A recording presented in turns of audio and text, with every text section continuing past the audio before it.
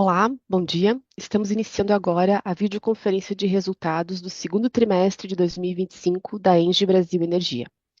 Sou Adriana Wagner, analista de relações com investidores da companhia e gostaria de fazer alguns avisos antes de iniciarmos a videoconferência. Neste momento, as pessoas conectadas estão no modo ouvinte. Mais tarde, quando abrirmos a sessão de perguntas e respostas, os participantes poderão enviar seus questionamentos pela ferramenta de Q&A do Zoom. Cabe lembrar que esta videoconferência está sendo gravada. Disponibilizamos em nosso website www.engie.com.br/investidores os arquivos da apresentação e do release de resultados, além da ITR e demais documentos arquivados ontem na CVM, onde são divulgadas em detalhes as análises das demonstrações financeiras, dos resultados operacionais, indicadores ESG, avanços na implantação de novos projetos, entre outros fatos relevantes do período. Antes de prosseguir, esclarecemos que eventuais declarações que possam ser feitas durante esta videoconferência, relativas às perspectivas dos negócios da companhia, devem ser tratadas como previsões, dependentes da conjuntura econômica do país, do desempenho e da regulamentação do setor elétrico, além de outras variáveis, e, portanto, estão sujeitas a mudanças. Lembramos que os jornalistas que desejarem fazer perguntas podem fazê-lo por e-mail, enviando-as à assessoria de imprensa da companhia. Para apresentar o desempenho da Engie Brasil Energia no segundo trimestre de 2025, estão conosco hoje os senhores Eduardo Sattamini, diretor-presidente, Guilherme Ferrari, diretor de Energias Renováveis e Armazenamento, Gustavo Labanca, diretor de Transmissão de Energia, Marcos Keller, diretor de Gestão e Comercialização de Energia, e Leonardo Depiné, gerente de Relações com Investidores da companhia. Eu passo agora a palavra ao Sattamini e ao Depiné para iniciar a apresentação. Vamos lá, pessoal, é um prazer estar com vocês mais uma vez. Um bom dia para todos. E a gente continua navegando dentro desse ambiente extremamente desafiador, né, que é o setor elétrico brasileiro, com ações regulatórias controversas, mas a gente segue o nosso caminho de crescimento, de confiança no futuro e de visão de longo prazo, né? A gente passa para os destaques, né, que demonstram isso, nosso compromisso com o crescimento e com o futuro. A gente tem hoje 100% do conjunto eólico Serra do Assuruá com avanço físico, sendo 88% já em operação comercial, 12% operação em teste. Então vem aí já um primeiro desafio, né? Eu acho que, os requisitos para a entrada em operação comercial foram alterados pelo ONS, e a gente tem levado um pouquinho mais de tempo para conseguir colocar os aerogeradores que já estão em teste em operação comercial. Então, já é um primeiro desafio, uma primeira mudança que a gente observa, fruto aí do conservadorismo maior do ONS em entrada em operação da nova capacidade. Conjunto fotovoltaico, a Sussol está com 96% do avanço físico, sendo que 25% da usina está em operação comercial e 63% em teste. Ou seja, daqui para o final do terceiro trimestre, a gente deve estar com a Sussol plenamente operacional, e aí é detalhe da operação comercial, da declaração da operação comercial ser obtida junto ao operador.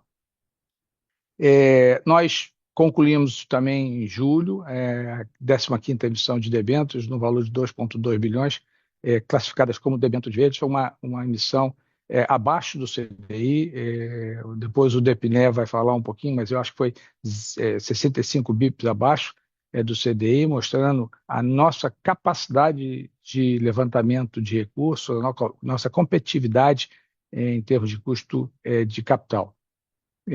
Nós tivemos também, no último trimestre, a reestruturação da diretoria executiva, né, e a gente vai falar um pouco mais com detalhe, mas a ideia foi alinhar a diretoria e a estrutura da diretoria aos negócios, aos principais negócios do grupo aqui no Brasil. Nós vamos falar com detalhe no slide número 7. Nós tivemos agora na reunião do Conselho de Administração a aprovação da distribuição de dividendos intercalares de 719,2 milhões, e a data ex será no dia 22 de agosto, e a determinação da data de pagamento será feita pela diretoria executiva posteriormente, como é de praxe dentro dos nossos do fluxo de caixa da companhia. Passando para o próximo slide, a gente fala da composição da diretoria executiva. Qual é a ideia nossa aqui? É colocar, então, as áreas de negócio à frente dos seus negócios. Então, Guilherme Ferrari cuidando de energia renováveis e armazenamento, então, com todo o espectro, desde desenvolvimento, construção, operação da área de renováveis. Da mesma forma, Gustavo Labanca, na área de transmissão de energia, cuidando, então, das três importantes fases. Com isso, a gente tem uma fluidez maior nos nossos negócios. E o Keller, cuidando da gestão e comercialização de energia, da parte de trade, da relacionamento com o cliente, da estratégia de portfólio. E essas três áreas de negócio são apoiadas pela área financeira, pela área de regulação, estratégia de comunicação, Gabriel, Pierre Leban, Gabriel, a Sophie na parte de recursos humanos, Felipe Batista na parte de jurídico e ética, e a gente tem um processo andando, já em breve vamos anunciar, para a diretoria de sustentabilidade, né? Nós tivemos, esse é um novo cargo estatutário que está sendo criado e já está na pauta da Assembleia Geral Extraordinária, que vai propor a criação dessa nona posição de diretoria estatutária no dia 15 de agosto próximo, né? Seguindo,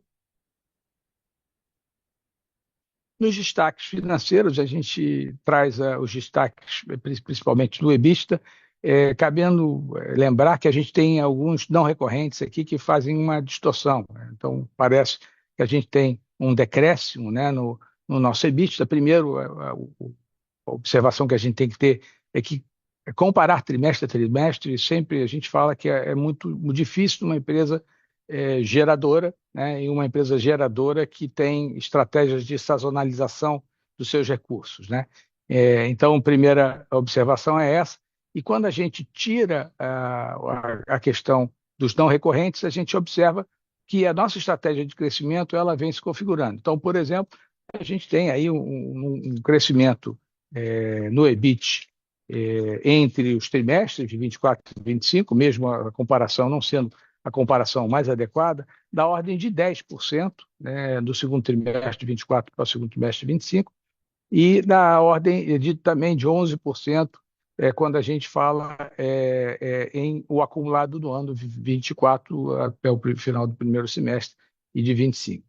Então, a gente reafirma o crescimento sustentável, lucrativo, gerador de caixa da companhia, mas, obviamente, quando a gente passa para o lucro líquido, a gente, num momento de altas taxas de juros e um momento em investimento se concretizando, a gente tem um aumento de dívida, ainda não tem um aumento de EBITDA relativo a esse aumento de dívida. Ele vai acontecer com um pouco de atraso, e isso faz com que o resultado financeiro ele tenha uma queda. E essa é a situação que a gente observa quando a gente passa para o lucro líquido, verificando, então, esses dois aspectos, aumento de taxa de juros e lagging, né, a parte da defasagem entre investimento e retorno, faz com que a gente tenha essa queda no lucro líquido. Passando para os destaques e indicadores de ESG, no próximo slide, né, a gente pode perceber que a nossa intensidade de emissões ela é bastante baixa em relação ao SIM, né? Quando você vê ali a referência do SIM, ela é 10 vezes maior do que a intensidade de emissões da ENGIE, então totalmente alinhado com o ESG. Os nossos indicadores de saúde e segurança também eles demonstram um controle bastante grande da segurança dos nossos colaboradores. A gente tem evoluído na questão da diversidade dentro da nossa força de trabalho temos feito investimentos em inovação ao longo desses últimos anos, para principalmente orientar investimentos na eficiência operacional, é o nosso principal foco de inovação. Na questão de investimento de responsabilidade social, obviamente, tem aí uma questão de recursos incentivados, que variam de ano a ano, mas a nossa meta é de investir 100% dos recursos incentivados possíveis, né? E a gente tem alcançado isso de maneira consistente. E a questão do engajamento junto às comunidades também é um elemento bastante importante, né? E que a gente acompanha e preza para que a gente impacte um número maior possível de pessoas, impacte positivamente o maior número possível de pessoas que estejam ao redor das nossas operações, né? Seguimos aí para o próximo slide, onde a gente vai falar dos destaques operacionais, e eu vou passar então a palavra para o Guilherme Ferrari para ele falar da geração de energia. Bom dia a todos. Então, só trazendo algumas highlights aqui no nosso parque gerador nesses primeiros 6 meses, né, em relação à geração hidrelétrica. Teve uma redução, mas, né, como todos vocês já têm conhecimento, existe uma sazonalidade e isso acaba não trazendo grandes impactos no resultado da empresa, mas é normal essa sazonalidade, ainda mais que no ano passado nós tivemos, né, um volume muito grande de chuvas considerando a região sul, que nesse ano não tivemos. Acho importante só ressaltar em relação ao nosso parque hídrico, que a gente também começou já o projeto de modernização de uma das nossas usinas, da usina Jaguara, que nós adquirimos lá no leilão 2018, junto ao leilão com a CEMIG. Então, esse é um processo que a gente está começando agora a par de projetos e devemos começar a executar a partir do próximo ano.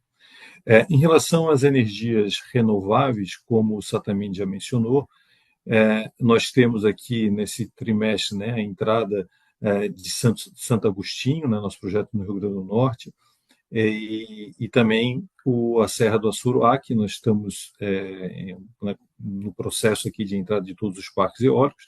Tem a questão, como o Sattamini mencionou, da parte regulatória, que atrasou um pouco a operação, está atrasando um pouco a operação comercial.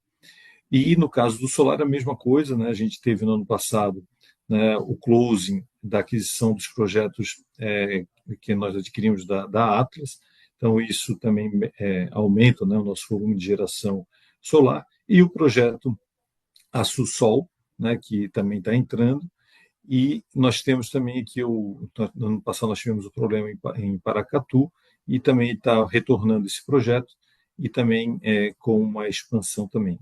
Eu acho que, além dessa parte de novos projetos entrando, acho que vale a pena salientar também a melhora da disponibilidade e performance dos nossos ativos eólicos, né? Então, hoje, a gente tem uma área de performance, trabalhando com a nossa engenharia, buscando sempre otimizar nossos ativos, e a gente vem vendo, ao longo dos últimos anos, principalmente nesse ano, uma melhora significativa de performance, tanto nos nossos ativos eólicos quanto solares. E em relação aos projetos eólicos, também nesse primeiro semestre, a gente também teve um perfil de vento um pouco mais favorável, que também ajudou um pouco a nossa melhor geração na parte eólica. Seguindo para o próximo slide, que acho que é uma informação que todos têm conhecimento, mas a gente só trazer um pouco mais de detalhamento em relação ao impacto aqui na Engie Brasil Energia, né, que hoje, realmente, para as energias renováveis, um dos grandes ofensores é o curtailment, né, que vem impactando consideravelmente todos os ativos de geração, e reforçando que para nós, né, dentro do nosso base de ativos renováveis, o curtailment no primeiro semestre impactou em 14%, né, dividido aqui em eólico e solar, 12% eólico e 23% no solar, que dando essa média de 14%. Claro que, como todos sabem, né, os horários solares são os mais impactados. Então, o impacto do curtailment muito alinhado em relação ao que acontece no sistema integrado nacional, né, o 15%.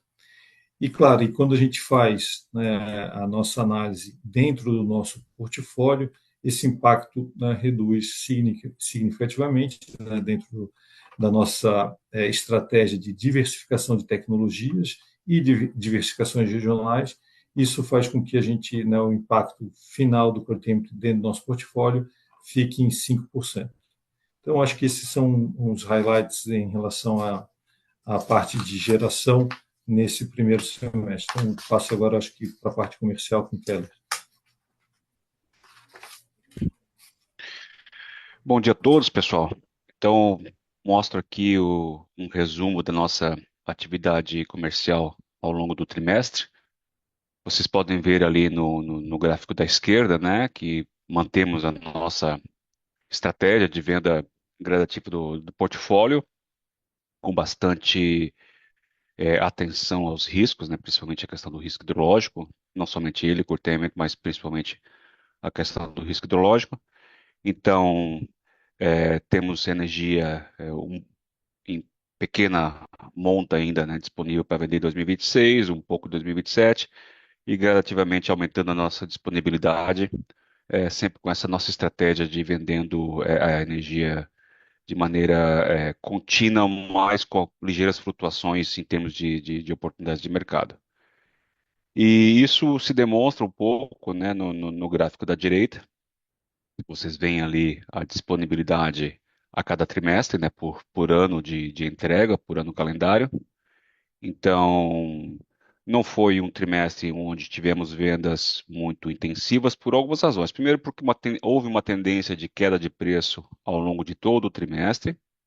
Hoje já está revertendo essa tendência, mas ao longo do segundo trimestre houve essa tendência de queda de preço, então não era um momento muito adequado para a gente acelerar vendas. Também houve a questão do risco de submercados, né, que nós tivemos que fazer, tomar bastante atenção, né, às nossas posições de venda. E além disso, o outro fator que eu destaco é também o time comercial bastante focado nas vendas de autoprodução, vendas mais longas, que não se materializaram no segundo trimestre, né, estão se materializando ao longo do tempo, e irão se materializar ao longo do tempo, existem ainda algumas condições precedentes, mas um foco bastante forte do time também em vendas mais longas de autoprodução. No que foi efetivado, no que o gráfico mostra, um pouco mais de foco nas pernas, nos vértices mais longos, né? Então vocês veem que vendemos um pouco mais de 28, 29 do que 26, 27, até de acordo com a nossa estratégia que mostra o gráfico ali da esquerda das disponibilidades. Em termos de número de cliente, né, um bom avanço.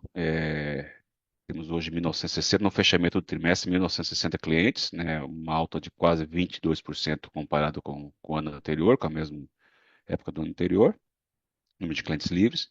Em termos de unidades consumidoras, estamos aí, já passamos, né, 4.000, quase 4.100 unidades consumidoras, também um aumento de 15% em relação ao segundo trimestre de 2024. Lembrando que esses números que nós apresentamos aqui ainda não contemplam os ativos de Santo Antônio do Jari, né, e que foram estão em fechamento, né, ao longo do trimestre. Então, nesses números aqui não contemplam ainda os dois ativos elétricos recentemente adquiridos. Passo para continuar a apresentação. Então, eu volto aqui para falar um pouco das nossas expansões. Tá? Então, como o Marcos Keller acabou de comentar, a gente está, né, como já informado o mercado, nós tivemos o signing dessa operação de aquisição desses dois ativos, Santo Antônio de Jari e Cachoeira Caldeirão, em março, né? E a gente espera aí nos próximos dias, semanas, a gente está informando ao mercado o closing dessa operação. As condições precedentes aqui estão algumas ainda em curso, mas acreditamos que no curto prazo deveremos estar atingindo a todas as condições precedentes. Como já informado, são ativos operacionais, 100% contratados no ACR, então receitas seguras e de longo prazo. E para a Engie Brasil Energia é extremamente importante porque a gente alonga, né, o prazo médio das nossas concessões. E, além das questões, obviamente que devido ao nosso parque hídrico bastante robusto, a gente também espera agregar expertise na operação desses ativos obviamente tentando extrair o máximo de valor possível. Então, são dois ativos muito interessantes e que se incorporam muito bem ao nosso portfólio de projetos dentro da Engie Brasil Energia. Acho que um ponto importante, né, eu sempre salientar a parte estratégica, né, de sempre a gente estar balanceando ativos contratados e descontratados e também a gente tem a questão de as oportunidades que vão surgir no mercado, né? Então, a gente está sempre muito atento e as oportunidades que possam vir a agregar valor dentro da Engie Brasil Energia, a gente vai estar sempre analisando. Seguindo para o nosso projeto que está em implantação, o Satamini já trouxe algumas informações, né, iniciais do conjunto eólico Serra do Assuruá. Acho que o grande ponto hoje é em relação ao atraso, né, na obtenção da declaração de atendimento aos procedimentos da rede, né, junto ao ONS, né, que ela está exigindo muito mais estudos que exigia no passado, principalmente devido ao apagão que nós tivemos no ano passado. Mas a gente acredita que todos as SPS que compõem o conjunto eólico da Serra do Suruá devem ter a sua operação comercial em breve. Então, a gente está avançando bem com todos esses estudos, né? Então, foi uma implantação, é claro, bastante desafiadora pelo tamanho, né? 846 megawatts, 188 aerogeradores, mas foi uma obra que correu super bem, né? Todos os indicadores foram atingidos, né? De CAPEX, de cronograma, de índice de saúde e segurança, né? Que é sempre a nossa licença para operar. Então, todos fomos muito bem em todos os sentidos. E eu acho que um ponto importante a trazer, né? Como vocês sabem, também a máquina aqui são máquinas Vestas. A performance dessas máquinas está sendo muito boa, acima do que estava previsto em contrato. Então, pontos bastante positivos do conjunto eólico Serra da Suruá. E partindo para o próximo, né, projeto fotovoltaico em implantação, que é o nosso Açu Sol, também estamos no processo, também já energizamos 14 das 16 SPS, né? Operação comercial temos 4, mas acreditamos também, né, nesse processo junto ao ONS, que a gente consiga nos próximos meses obter de todos os projetos as declarações para que a gente entre em operação comercial.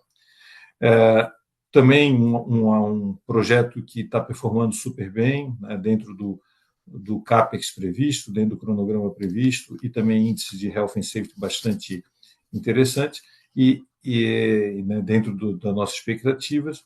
E a parte técnica também são ativos com qualidade muito, né, de performance muito boa em relação aos fornecedores, painéis solares, trackers, inversores. Então, a performance também do ativo vem se mostrando bastante positiva em relação ao business plan que foi considerado. Então, isso são alguns highlights do projeto Açu Sol. E, por último, só que sempre trazendo só algumas informações. Não, agora pulo para o Gustavo Labanca, que vai falar aqui do projeto de transmissão. Obrigado, Guilherme. Bom dia a todos e todas. É um prazer aqui estar tendo essa oportunidade de estar falando com vocês e trazer um pouco de atualização dos projetos em implantação na parte de transmissão de energia elétrica. A gente tem o projeto de Asa Branca, que é um projeto muito importante para o país, porque nós estamos falando aqui de 1.000 quilômetros de linha, escoando, né, energia mais ou menos do centro-sul da Bahia até o centro do Espírito Santo, né, uma chave aí para toda essa expansão de renováveis no Nordeste que a gente vem vendo.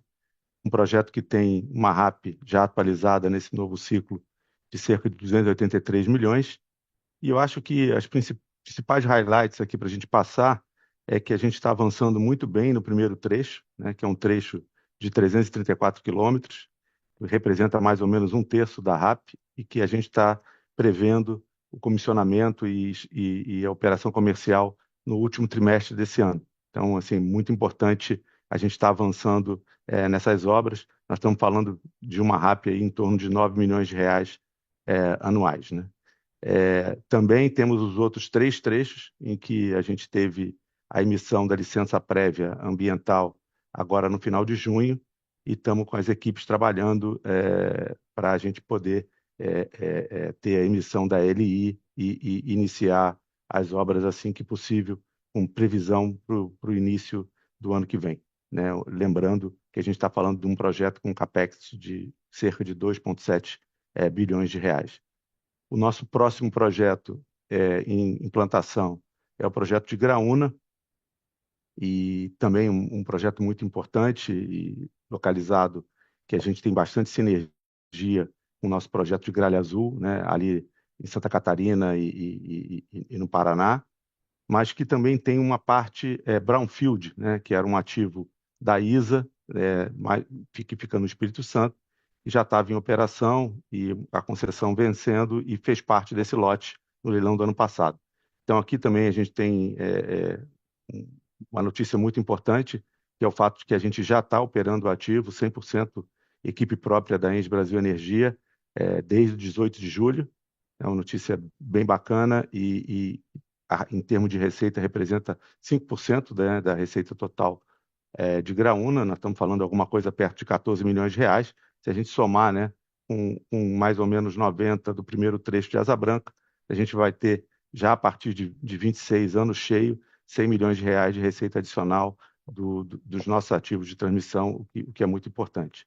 Algumas atualizações importantes: a gente tem mais ou menos 270 milhões de RAP já atualizada no novo ciclo para o projeto total, um capex em torno de 2,9 bi, e para a parte Greenfield, a gente está fazendo todo o trabalho fundiário, né, da faixa de servidão e toda a parte de licenciamento ambiental. Estamos avançando bem para que a gente possa cumprir aí o cronograma e antecipar em relação ao cronograma da ANEEL, que está previsto para dezembro de 2029.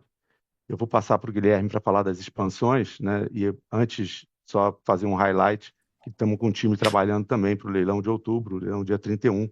É um leilão de médio para grande, nós estamos falando de 8 bi de capex, mais de 1.000 quilômetros de linha, e a gente está analisando quais os lotes que a gente deveria estar olhando com mais profundidade e eventualmente participando lá no dia 31.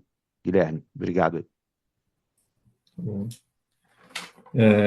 Retornando aqui para falar das expansões, então, em relação à Jirau, né, vocês todos sabem que é um ativo importante para a Engie, né, para o grupo, mas hoje é fora, né, da Engie Brasil Energia, e nos últimos anos a Jirau vem superando vários desafios técnicos regulatórios, e nesse ano, né, conseguiu o êxito de ter a aprovação da sua cota estendida e, posteriormente, da cota final, a cota expandida, ampliada, e depois, em 2028, a cota constante.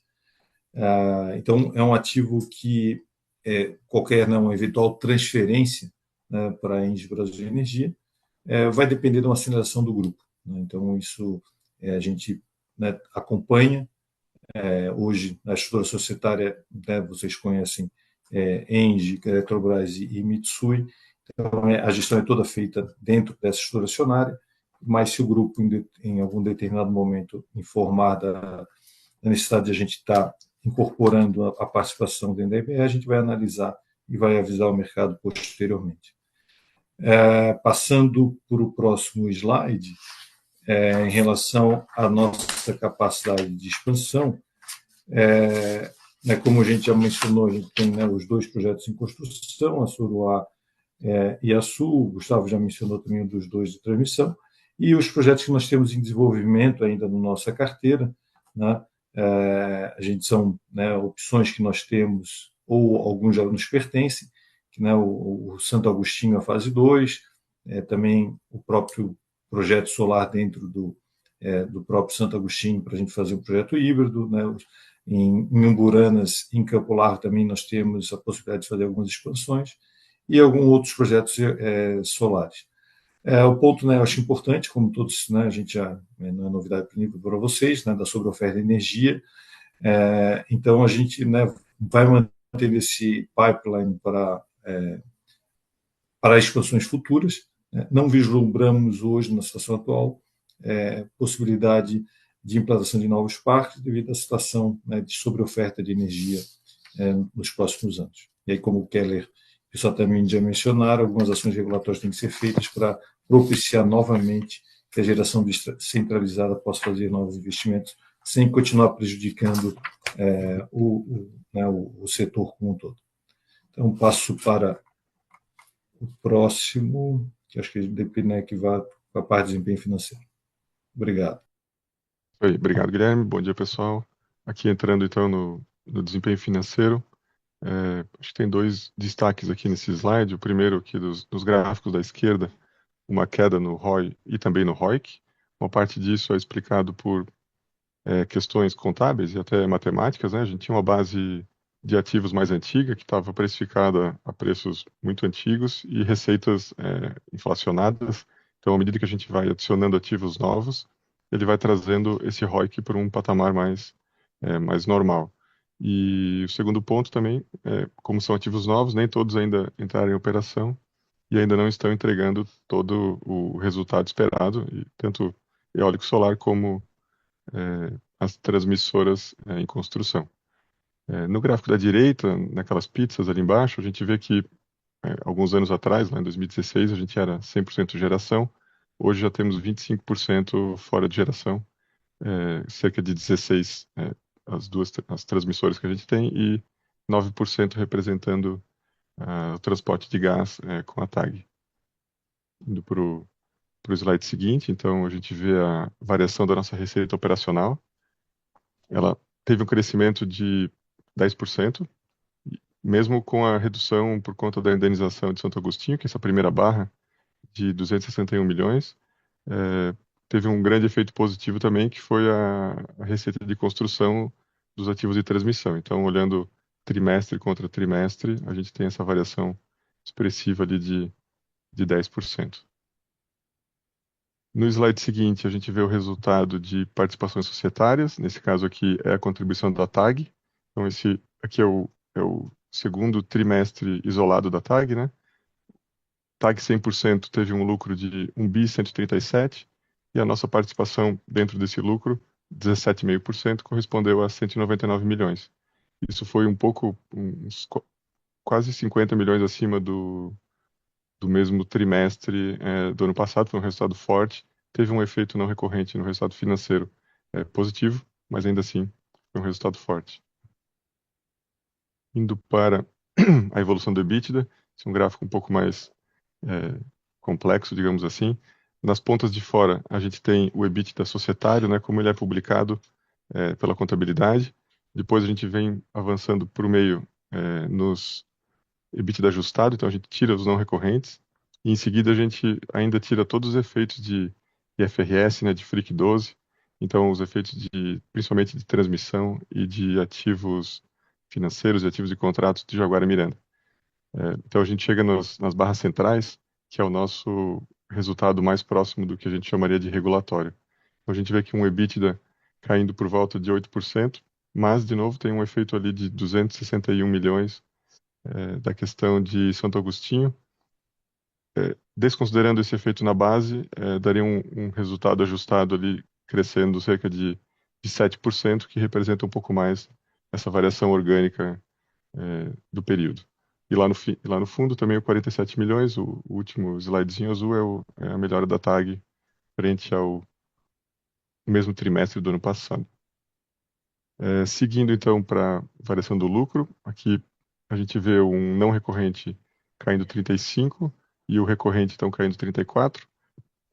Apesar de a gente chamar de recorrente, aqui também teve um efeito forte pela questão de Santo Agostinho, que está dentro do EBITDA ajustado, e também teve um efeito pontual no resultado financeiro que machucou um pouco, mas não deve afetar os próximos trimestres, que diz respeito à marcação ao mercado. Então, é um efeito não caixa nesse trimestre que impactou um pouco mais o resultado financeiro. Ajustando esses dois efeitos, o resultado seria muito parecido com o do trimestre passado, mas o contábil aqui acabou demonstrando essa queda de 34%. Indo então para a questão do endividamento, por conta do ciclo de CAPEX que a gente vem executando, nosso endividamento naturalmente está subindo. Então, a gente tem hoje dívida líquida por volta de 2,9 vezes o EBITDA, é um nível saudável ainda. Dívida bruta já atingindo 3,7. Temos uma posição de caixa relevante, 5,6 bi ao final do trimestre. Também por conta do CAPEX, principalmente de transmissão que temos para executar no futuro, e da aquisição de Jari e Cachoeira, que deve ocorrer nos próximos dias, aí, nas próximas semanas. Então, isso vai se ajustando no Q3. O perfil da dívida segue saudável, amortização ali por volta de 2 bi por ano e 31 a 35 também, se você fizer a conta anual. Então, ela tem um desembolso saudável. O prazo médio continua por volta de 7 anos. O custo nominal da dívida, obviamente, subiu. A gente está hoje com uma Selic de 15 e uma inflação rodando ali na faixa de 5, 5,5. Então, o custo nominal passou de 9,4 para 11,8. E a composição dessa dívida, 2/3 ainda linkados ao IPCA, que é o nosso indexador principal de receitas, então faz sentido. E uma parcela um pouco maior em CDI, visto que nas últimas emissões a gente evitou travar taxas tão altas de IPCA, como a gente viu, rodando por volta de 7,5. Então ficamos um pouco mais alocados em CDI, também protegidos pelo caixa. Então nosso caixa de 5, 6 bi protege um pouco desse passivo em CDI. Era isso para esse slide. Vamos ver o próximo. Então, o próximo reflete o que eu comentei do nosso plano de investimentos. 2024 muito forte, 10 bi. Esse ano, 6 bi, por volta de 6 bi e meio, sendo 3 bi a aquisição de Cachoeira e Jari, e a finalização de Assuruá e Sussol, e a rampa principal ali de Asa Branca. E para 26 e 27, então, a conclusão de Asa Branca e Graúna, finalizando esse ciclo de CAPEX que a gente tem contratado hoje, nesse horizonte. Na parte de dividendos, mantemos o 55% como esperado, com a alavancagem subindo, é saudável que a gente segure um pouco de resultado para manter essa alavancagem num patamar saudável. Então, nesse trimestre, como já comentado, 55% de payout, 88 centavos por ação. E era isso. Passo de volta para a Adriana, porque a gente vai começar o Q&A. Perfeito, obrigada. Iniciaremos agora a sessão de perguntas e respostas. Para fazer uma pergunta, basta enviá-la pela ferramenta de Q&A desta conferência. A nossa primeira pergunta vem do Vitor Cunha, analista sell-side do Itaú, e ele tem 2 pontos aqui, eu vou ler para vocês. Conseguem dar um pouco mais de visibilidade em relação ao aumento do PMSO no trimestre, e principalmente na linha de materiais e serviços de terceiros? E o segundo ponto é, dada a desalavancagem contratada a partir do ano que vem, qual a estratégia da companhia em relação a crescimento? Podemos esperar alocações de capital em transmissão ou geração? Ou a companhia não descarta um aumento de payout? Ok. A questão do PMSO que a gente observou, principalmente por conta dos novos ativos que entraram em operação nos últimos 12, 18 meses. Então, lembrando que no ano passado, nessa época, a gente não tinha ainda Santo Agostinho totalmente em operação. Também os ativos que adquirimos da Atlas foram entrando ali acho que no Q2 também do ano passado. E de lá para cá, a Suruá e o Sol também foram adicionando PMSO à medida que eles foram entrando em operação. Então, foi principalmente uma variação de escopo. Tirando isso, a variação orgânica foi muito baixa, é muito em linha com o esperado e com a variação da inflação do período. Não teve nenhum destaque de PMSO. E a tendência, né, o Depinec, quando a gente adquire ativos, né, a gente tem melhorias operacionais a serem feitas. Então, acabam demandando aí no primeiro ano, segundo ano de operação, investimentos em melhorias operacionais, em eficiência operacional, né? Isso é o valor agregado quando a gente faz uma aquisição de ativos. Com relação à alocação de capital, a tendência nossa com excesso de oferta de renováveis nesse momento não investir em greenfield em renováveis, até que a gente tenha uma visibilidade maior.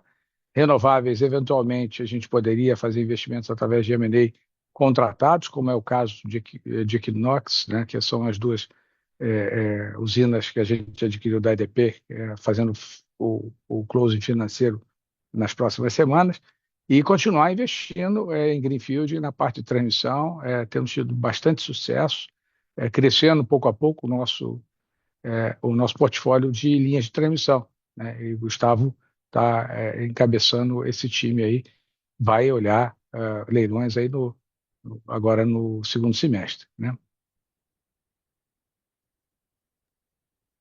Ok, obrigada. Seguindo aqui nas perguntas, nós temos a próxima pergunta que veio da Maria Carolina Carneiro, na lista do Safra, e ela tem 2 pontos. O primeiro, a pressão do curtailment continua forte no setor. Isso muda de alguma forma a visão de vocês sobre a alocação de recursos nesse segmento e sobre os ativos que hoje vocês têm no portfólio?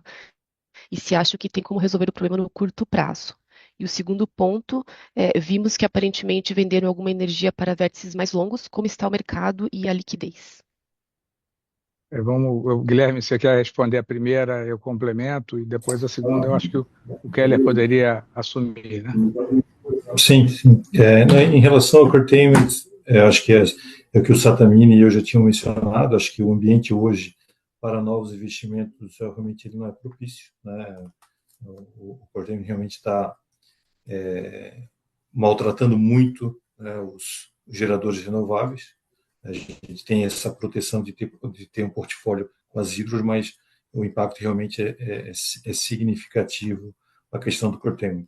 Ações, né, para reduzir, a gente está pensando em todo momento, né? Eu acho que o Keller pode explicar um pouco mais da parte regulatória, mas a gente está tentando achar algumas outras soluções para que a gente tenha a redução ou o menor impacto do curtailment nos nossos ativos.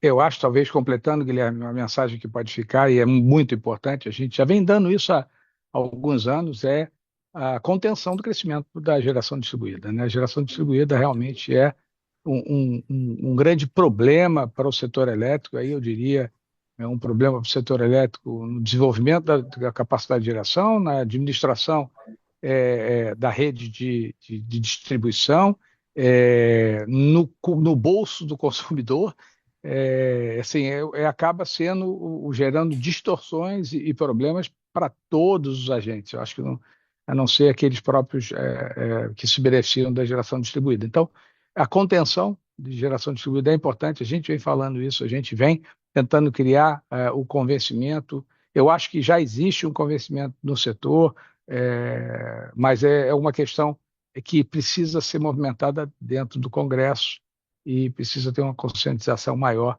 do legislativo. Então, é uma expectativa, a gente continua batendo na mesma tecla, e isso vai ser muito importante para que a gente possa reduzir o curtailment daqui para frente. Se continuar crescendo o GD do jeito que está, o curtailment vai acabar com a indústria de geração centralizada no país e criar um nível de complexidade, um custo para a sociedade absurdamente elevado, né? Acho que é por aí, né? Eu tenho agora outra parte da pergunta, Depiné. A segundo ponto vimos que vocês aparentemente venderam alguma energia para vértices mais longos e como está o mercado e a liquidez? Keller. Eu vou responder essa. Deixa eu só fazer também um comentário na parte anterior do curtailment, além do que foi dito. Há também, do ponto de vista de efeito de portfólio, né? Também uma pequena compensação, uma parcial, também dos efeitos dentro do próprio dia, entre geração eólica, solar e a geração hidrelétrica. Então, aquilo que o Guilherme mostrou nos primeiros slides, né, de que olhando o portfólio como um todo, obviamente o impacto do curtailment ele é menor para um agente mais diversificado, tanto do ponto de vista de tecnologia quanto geográfico, é fato. E além disso, há também um efeito dentro das horas do dia, com preços diferentes, né? Porque a operação, né, entre as diversas fontes que o INSS faz, ele fica trocando entre uma e outra, então há também essa compensação. É uma outra questão de gestão de portfólio que é considerada por nós, tá? Em relação à questão das vendas, sim, focamos um pouco mais nos vértices mais longos, que é onde a gente tem um pouco mais de disponibilidade. Dos vértices mais curtos, eu já expliquei na minha fala de que temos pouca energia para vender, então podemos ser um pouco mais criteriosos em preço. O segundo trimestre foi um momento de preço mais baixo. Focamos um pouco mais nas pernas mais longas. Sim, tem liquidez. Claro que não é uma liquidez tão grande quanto dos vértices mais curtos, mas há liquidez, principalmente para aqueles agentes como nós, que tem uma mesa de cliente bastante grande e bastante abrangente, tá? Então, conseguimos sim ter um pouco de vendas nos anos de 2028 e 2029. E Keller, talvez só para completar com relação à venda, né? A gente sente um movimento dos consumidores de buscar geradores que tenham um portfólio mais resiliente, né? Que tenham competência e capacidade para entregar. Na hora que o gerador também se frustra da geração, ele acaba tendo problemas, né, para entregar a energia prometida para o seu consumidor. Então, isso também é reflexo nos vértices mais longos da busca do consumidor, que tem uma preocupação, é um eletrointensivo, tem uma preocupação em garantir fornecimento futuro, de buscar geradores da qualidade da ENGIE com um portfólio equilibrado, né? Perfeito, Sandra, Obrigada. perfeito. Obrigada. Seguindo aqui, eu vou juntar algumas perguntas que são correlatas com relação a payout e dividendos. A primeira delas do Felipe e depois do Will Ramos, também, que são investidores pessoa física. A empresa poderia viabilizar o aumento do payout para o próximo ano ou focará na desalavancagem? Além disso, vocês pretendem mudar a política de dividendo, de pagamento de proventos? Depender, quer pegar essa? Posso, Representando o posso, financeiro aí? posso fazer assim. É, desculpa, Adri, quem que fez a pergunta? O Felipe Favreto e o Will Tá Ramos, bom, que são tá bom. investidores pessoa física. Felipe e Will. A gente deve, até o final do ano, ainda ter a finalização desse ciclo de renováveis, né, com a Surance Sol. E no ano que vem a gente ainda tem bastante CAPEX das transmissoras. Então, a nossa alavancagem, que hoje está um pouco abaixo de 3, ela deve superar 3 assim que a gente fechar a compra dos ativos de Jari e Cachoeira, e deve continuar subindo um pouco ainda no primeiro, pelo menos no primeiro semestre do ano que vem. Então, assim, visto do que a gente tem hoje, acho que não é prudente aumentar dividendo enquanto eu estou muito próximo do pico ali da minha alavancagem, acima de 3, e nesse ambiente também de juros altos, né, pressionando um pouco a nossa alavancagem. Então, acho que para manter essa alavancagem controlada ali entre 3 e 3,5, o nível de 55, por enquanto, parece ser um bom nível. Era isso, André? Mais alguma pergunta de dividendos? Acho que tem mais uma também que a gente já conseguiu endereçar com a tua resposta, Depiné. Tá bom, Obrigada. obrigado.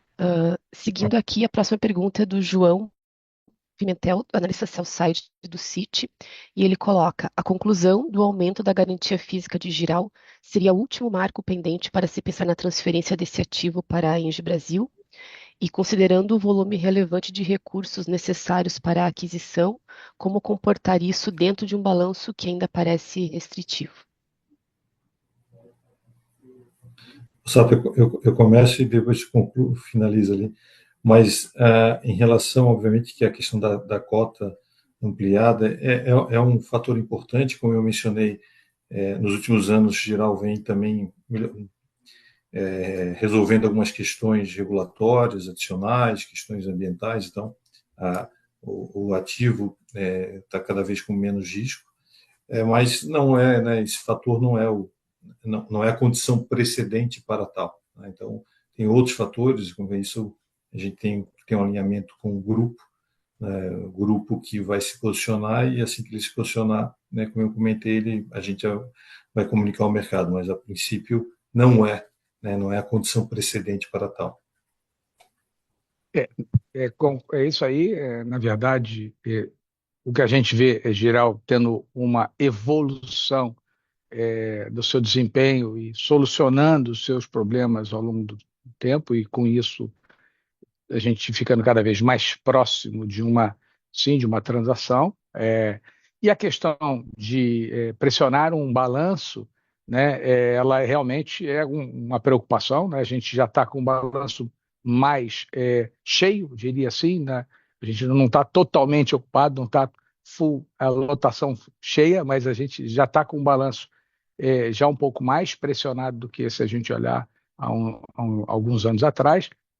Mas existe, obviamente, uma forma de você lidar com isso. Então, esse aspecto vai ser levado em consideração, muito provavelmente, pelo grupo, pelo comitê de partes direcionadas, quando for decisão do controlador de trazer o ativo, né, para transferência. Concordo, existe uma possibilidade, uma proximidade cada vez maior disso acontecer, mas a questão do tratamento do balanço é um dos elementos que vai definir a forma de fazê-lo e o momento também de fazê-lo, né? Perfeito, obrigada. A próxima pergunta também é do João Pimentel, do Citi.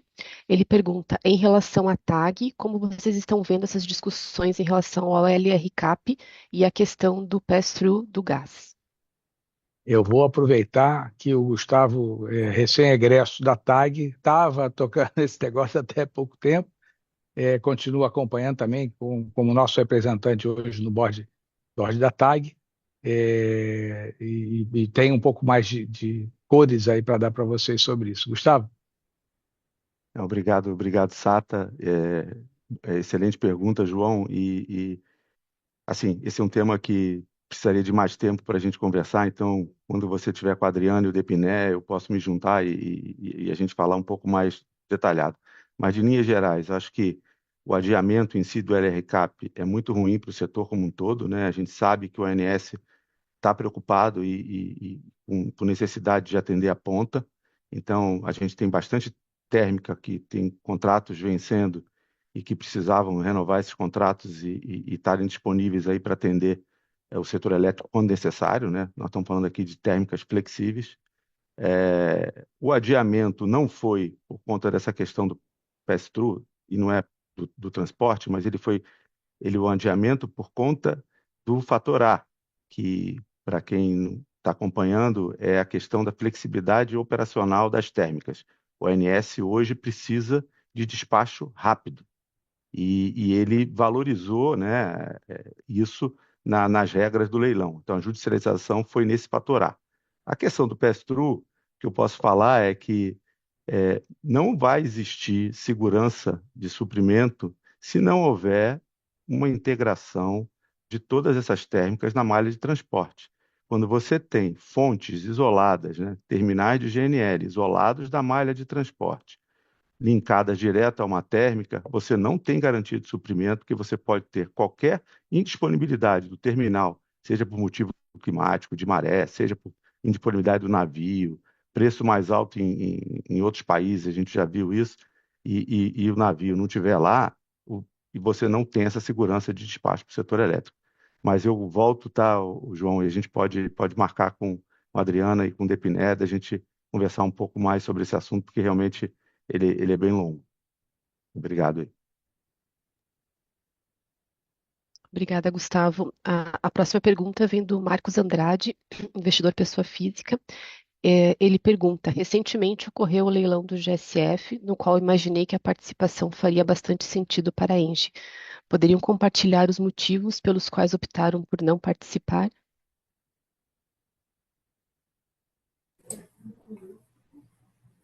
Posso começar e, né, Sata, Keller, sinto à vontade depois para complementar.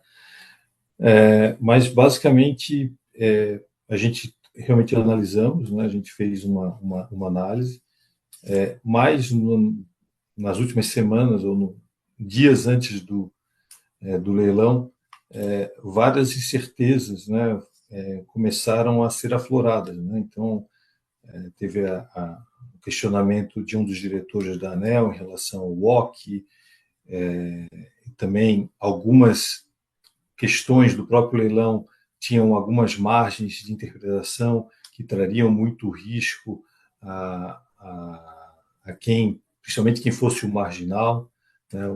Então, assim, tinham elementos, né, que agregavam muito risco ao processo, e eu acho que a nossa decisão foi correta, porque a gente viu que agora, logo após o leilão, né, TCU está se movimentando, então eu acho que, infelizmente, as incertezas, né, podem ser que se materializem, e isso, obviamente, a gente não gostaria que isso acontecesse, mas nossa percepção acho que foi bastante correta, nossa leitura foi bastante correta para não participar, por causa de todas as incertezas que acabaram sendo trazidas alguns dias antes do leilão.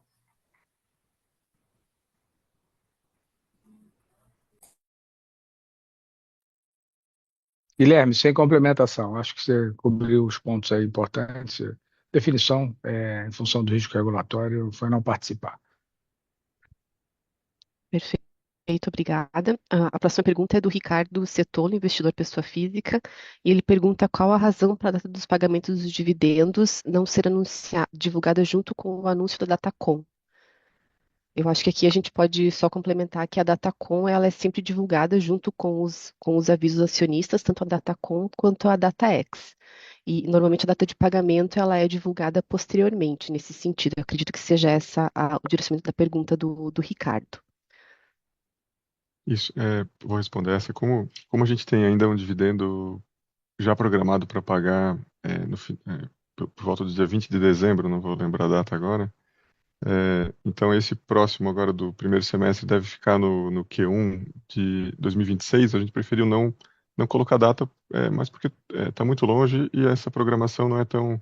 A gente vai aguardar chegar um pouco mais perto para fazer essa programação mais precisa de qual é a melhor data, se é em fevereiro, se é em março. Então, tem muito fluxo ali na frente, né? Tem JCP, tem outros fluxos possíveis de serem pagos ali no Q1. Então, a gente encaixa melhor isso quando chegar mais perto. Basicamente por isso. Obrigada. Nossa última pergunta vem do Renan, investidor do Clube de Investimentos Infinity, e ele pergunta se cogitam vender o restante da participação da TAG para fazer frente aos investimentos programados e ou desalavancar o balanço. Bom, eu posso responder essa. É uma possibilidade, não é uma vontade no momento. Isso vai ser feito dentro do contexto da gestão da estrutura de capital da companhia. Por enquanto, a gente participa como grupo com 50% do capital da TAG. Permanece o entendimento de que a gente deve ter uma participação com controle com o CDPQ lá, e não existe nenhum plano, né, de fazê-lo no curto prazo. Mas é uma possibilidade de aproveitamento e rotação de ativos, sim.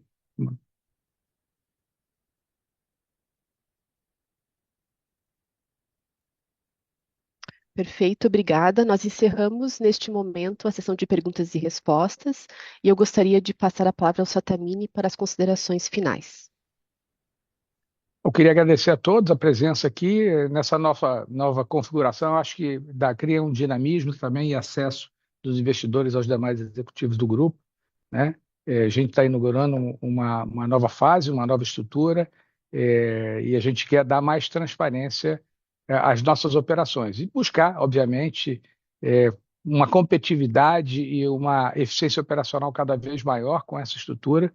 A gente sabe que os mercados são difíceis, cada vez mais competitivos, e nós temos que liderar essa competição.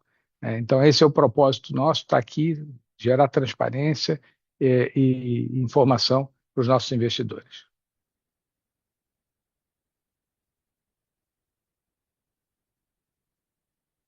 Obrigada. Videoconferência da Engie Brasil Energia, dos diretores e todo o pessoal que participou aqui hoje, e tenham todos uma boa tarde.